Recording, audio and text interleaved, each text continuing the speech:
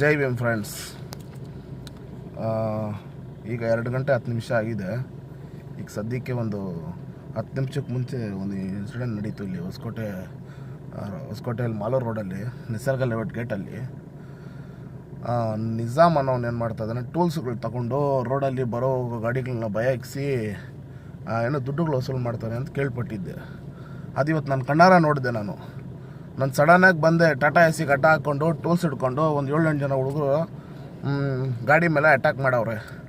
ನಾನು ಇದನ್ನು ನೋಡ್ತಾನೆ ಇಮ್ಮಿಡಿಯೇಟಾಗಿ ನಾನು ನಮ್ಮ ಹೊಸಕೋಟೆ ಸ್ಟೇಷನ್ಗೆ ನಮ್ಮ ಅಶೋಕ್ ಅಣ್ಣನಿಗೆ ಫೋನ್ ಮಾಡಿ ಹೇಳಿದ್ದೀನಿ, ಅಣ್ಣ ಈ ಥರ ನಿಜಾಮ್ ಅನ್ನೋನು ಟೂಲ್ಸ್ಗಳು ತಗೊಂಡು ಟಾಟಾ ಎಸಿ ಅವನಿಗೆ ಅಡ್ಡ ಹಾಕಿ ಹೊಡೆದಿದ್ದಾರೆ, ಅವನು ಅವ್ರನ್ನ ಬಚಾಯಿಸ್ಕೊಳೋಕ್ಕೋಸ್ಕರ ಅವ್ರನ್ನ ಗುದ್ಕೊಂಡು ಹೋಗಿದ್ದಾನೆ ಅಂತೇಳೂ ನಾನು ಅಣ್ಣಗೆ ಫೋನ್ ಮಾಡಿ ಹೇಳಿದ್ದೀನಿ.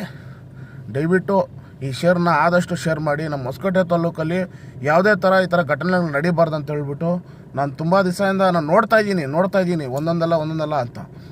ಪಾಪ ಪೊಲೀಸವರು ತುಂಬಾ ಸಾಹಸಪಟ್ಟು ಎಲ್ಲರನ್ನೂ ತುಂಬ ಕಂಟ್ರೋಲಲ್ಲಿ ತಂದಿದ್ರೂ ಈ ಗಾಂಜಾ ಎಮ್ಮು ಅನ್ನೋ ಒಂದು ಇದರಲ್ಲಿ ಜನಗಳು ಹಾಳಾಗಿ ಹೋಗ್ತಾ ಇದ್ದಾರೆ.